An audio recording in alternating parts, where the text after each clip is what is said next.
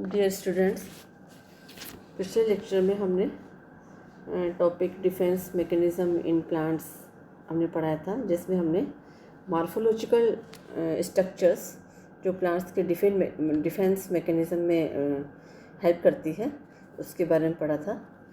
और अब जो टॉपिक हम लेने जा रहे हैं डिफेंस मैकेनिज्म, सेकंड टॉपिक है biochemical defence mechanism in plants. Defense mechanism which is of a chemical nature is called biochemical defense mechanism. Biochemical defense mechanism consists of the presence or absence of a particular chemical substance or a group of substances in the host plant which interferes with the growth and multiplication of the pathogen. The degree of defense of a plant against any pathogen not only depends upon its structural barrier, but the biochemical conditions and reactions of the host also inactivates the pathogen or kill it before the infection spread. Such chemical compounds are either present in plants, that is called pre-existing biochemicals, or synthesized, or that is post-infectional biochemicals. These antimicrobial compounds can be classified in 4 groups. These 4 groups are: number 1, prohibitins; number 2, inhibitins; third, post-inhibitins; and fourth is phytoalexins. First, we will discuss about pre-existing biochemical defense mechanism found in plants.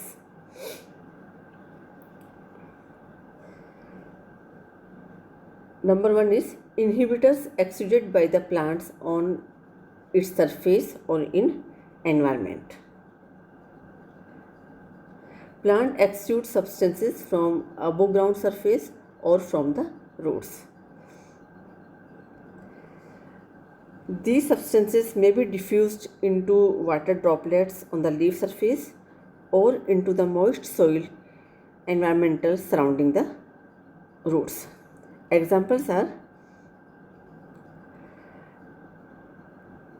onion variety with red scales contain catechol and protocatachoic acid is more resistant to onion smug disease caused by the Colletotrichum cereans. The resistance in red scale variety is due to the fact that the red scale contains catechol and protocatachoic acid, which prevents the spore germination on the scale surface. The second example is Cicer aurantium. The varieties of Cicer aurantium resistant to blight disease have more glandular hairs secreting malic acid on the leaf surface. The germination of the spore is inhibited by the malic acid. Second is inhibitors present in plant cells. The tissues of some resistance varieties contain certain toxic chemicals like cyanogenic glycosides, sulfur derivatives, unsaturated lactones, phenols, phenolic glycosides, and saponins. The toxic precursors of these antimicrobial compounds are generally stored in the vacuoles, which release antibiotics by the action of hydrolases and oxidases situated in the other parts of the cell. Some examples are the plants of onion, garlic, and mustard contain sulfur dioxide in the form of oil. Saponins are the toxic glycosides present in many plants. These saponin includes tryptophan present in root, stem, leaves, and green fruits of the tomato. These saponin reacts with the cell membrane of the pathogen to form insoluble complex, resulting in the development of pores in the cell membrane. Second example is Certain resistance varieties of potato contain phenolic compounds called chlorogenic acid. This chlorogenic acid is toxic to potato scab disease caused by Streptomycin scabies. A high content of chlorogenic acid in the roots of resistant varieties of potato considered as toxic against verticillium, causing wilt.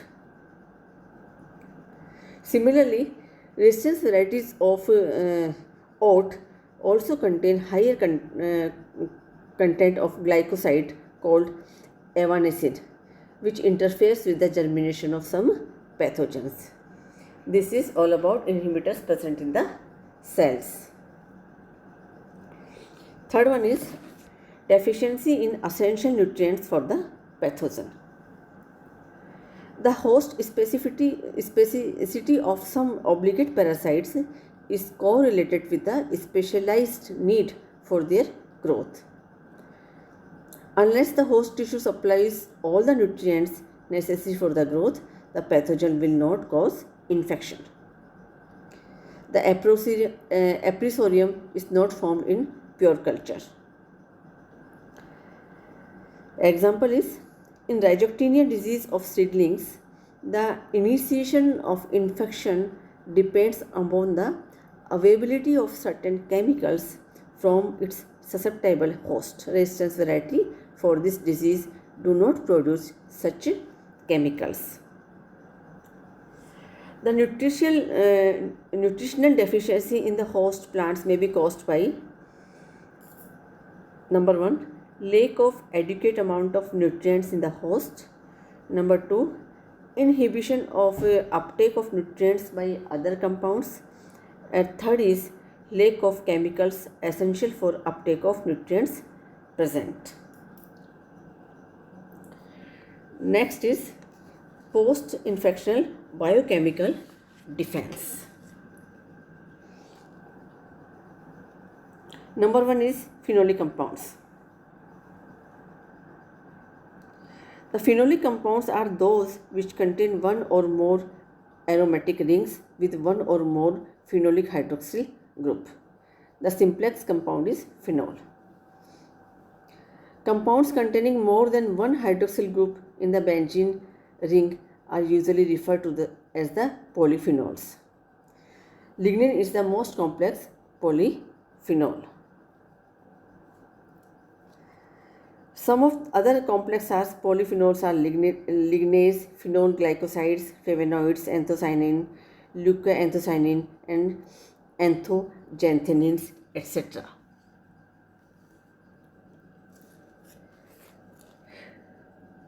Some of the phenolics are related to disease resistance are found in healthy as well as in diseased plant, but their synthesis and accumulation seems to be accelerated following the infection. Examples are chlorogenic acid in sweet potato and white potato infected with Ceratocystis fimbriata, orthodephenols and scopolamine in potato infected with late blight of potato fungus, Phytophthora infestans, caffeic acid and umbelliferone in sweet potato infected with Ceratocystis fimbriata, certain steroids like glycoalkaloids in potato infected with Helminthosporium carbaneum. It is supposed that most of these compounds are not present in resistant tissue in enough concentration to inhibit infection, but the continuous flow of such phenolics from adjacent tissue to infection site increase the concentration to enable the infected cells to inhibit the disease development. Next is phytoalexins, also known as new and abnormal phenols. Scientist Q in 1972 defined the phytoalexins as antibiotics produced in plant pathogen interaction or as a response to injury or other physiological stimuli. Now, concept of phytoalexins theory. The concept of phytoalexin theory was proposed by Mueller and Borger in 1941. On the basis of their study, Mueller and Borger proposed the following conclusion. Number 1. The compound called phytoalexin is activated only when the host cell comes into contact with parasite and has the ability to inhibit the fungal growth in hypersensitive tissue. Second is, phytoalexins are probably fungistatics, but when present in sufficient amount or quantity in plant, it can be fungi-toxic. Third is, phytoalexins are non-specific in its toxicity towards fungi. Some fungal species may be differently sensitive to it. Fourth is, young tissues of plants are often more active in formation of phytoalexins than older tissues. Fifth is, formation of phytoalexins can begin a few hours after the spores of inciting fungus start to germinate and often reaches to peak in a day or so after inoculation, depending upon the plant pathogen combination. Sixth is, aerobic conditions are thought to be required for the synthesis of phytoalexins, and necrotic cells are reported to be the inhibitory substances. Seventh is, host specificity of phytoalexins occurs between genera but not within a species or even between the related species. Eighth number is, Q in 1966 pointed out that a plant may produce more than one type of phytoalexins that would afford the protection against a large number of potential pathogens. 9 number is, phytoalexins in plants have been compared to antibiotics in animals, and it is similar in developing as a response to infection. And last is, some important phytoalexins are ipomorine, orchinol, isocoumarine, pistin, and fasulin, etc. This is about phytoalexins. Third is biochemical defense mechanism after post-infection.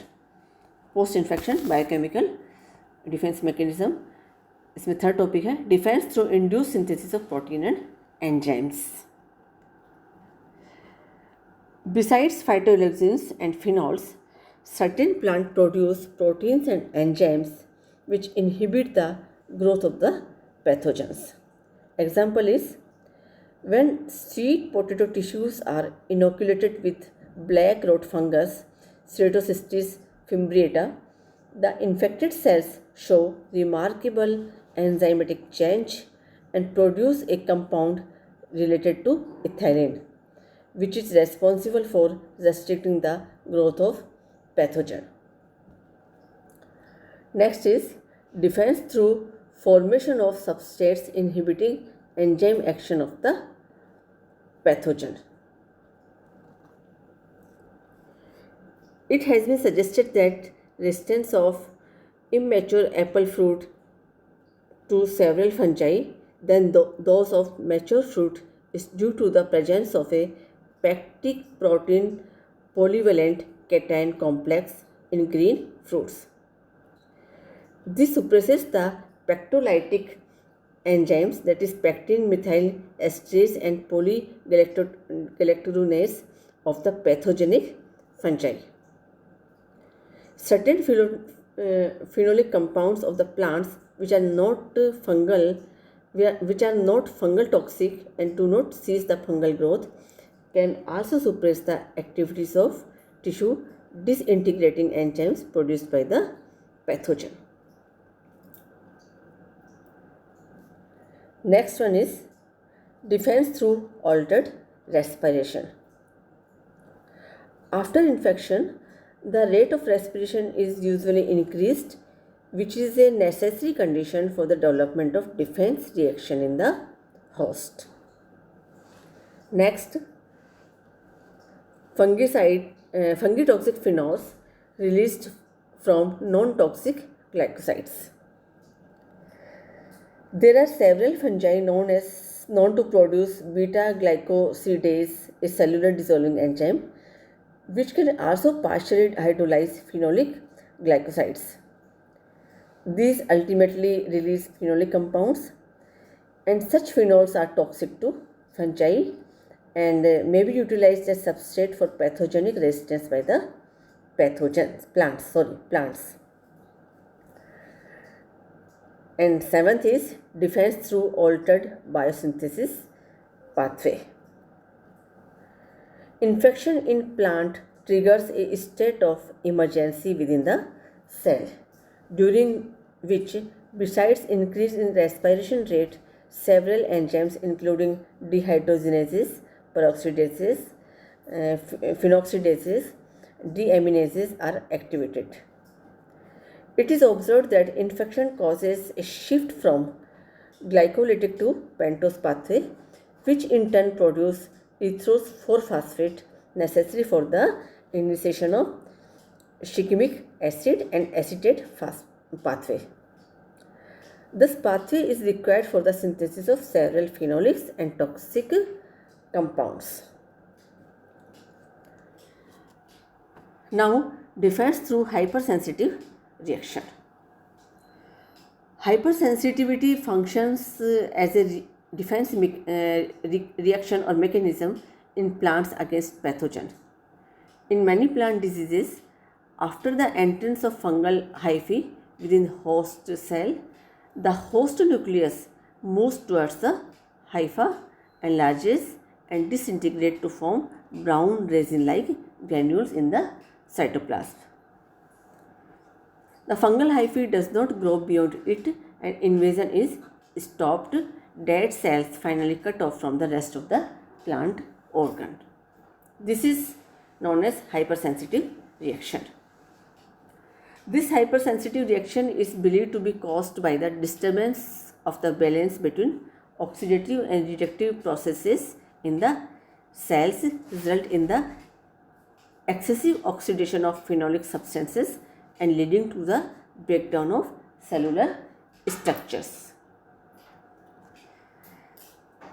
This diagram shows the development of necrotic defense reaction due to the hypersensitivity of the cell in potato variety infected by Phytophthora infestans. So, our topic defense mechanism in plants is completed today. Now we will discuss in next class the another topic.